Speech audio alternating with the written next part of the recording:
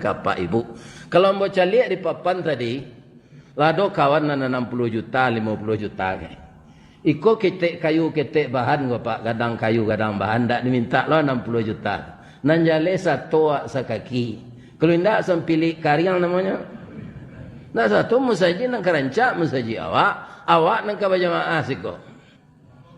Kalau ambo diminta satu, ambo sedang bangun lo gini tuh. Bang kau dibangun ni musaji ustaz tu sarikan lah sudah. Kami pergi beralik ke sinan sari nak cik boy. Lah sudah rancak je.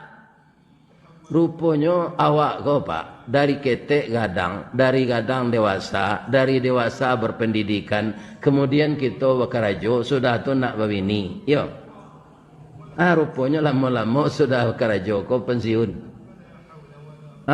Dahulu ketika karyawan tu karajo, nya salat di musaji di pabrik.